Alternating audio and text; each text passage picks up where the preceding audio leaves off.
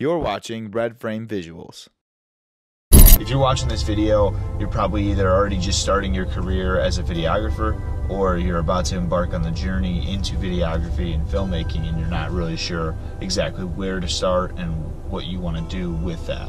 So tip number one, do not be stuck in the DSLR fad. When I started in videography, however, I started with a Canon Vixia HF G20, which is actually just like a tiny little camcorder. These cameras are fantastic, especially just to learn the craft of filmmaking. These camcorders are set up for people who are trying to make films and trying to do things that are a little bit more professional than just picking up a DSLR. DSLRs are kind of made for anyone. I had my camcorder from age 18 till about 20, and I was shooting weddings, I was shooting music videos.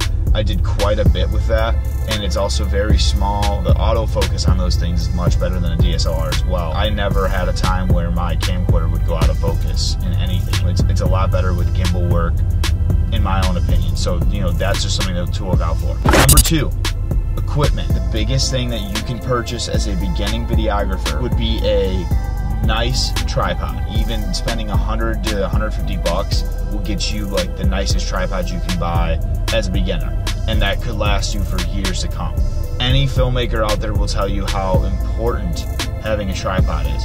It is probably the most important piece of equipment that you can use. Number three, DIY. You need to DIY any piece of equipment that you want. When I started out, I wanted to go buy a shoulder rig.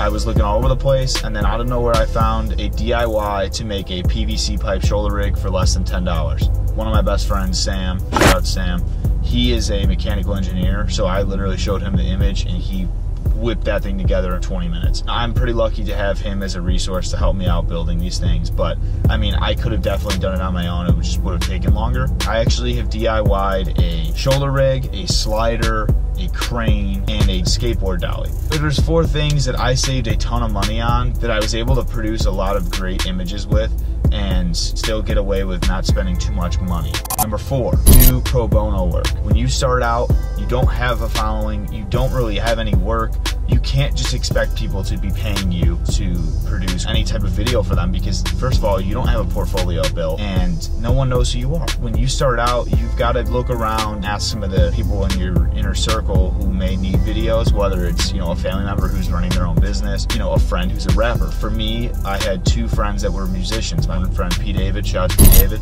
and my one friend Brad, who was in a band called Lakefront. He's no longer in the band. It made sense for me to shoot videos for them because I was in this place where I had a camera for like a year and a half at the time. I had finally kind of gotten to a point where I was ready to shoot something like that, and that's what I had embarked on, and I think that anybody starting out should do that. My advice to a starter would be, even outside of your inner circle, wherever you live at, look for a music artist who maybe have a bigger following and say, hey, you know, I have a camera, I'm trying to, you know, be a videographer, I haven't really produced too much stuff, you're a musician and I want to be able to help you out and make a video for you.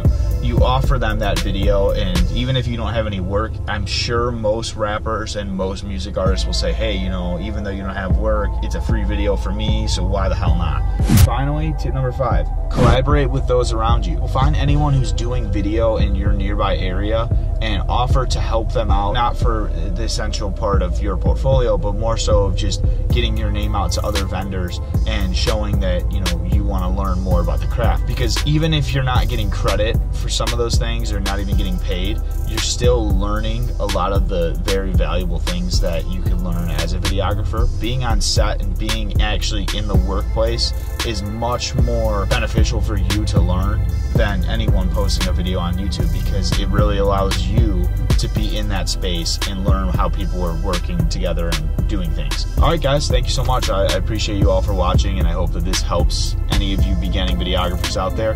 Please comment below if you have any questions or anything that you would like me to elaborate more on. Also, give me a suggestion for a future video on what I could do to help you as a videographer starting out. Please subscribe below for more videos like this. I'm going to be continuously posting different videos, behind the scenes, tutorials, reviews, all of that.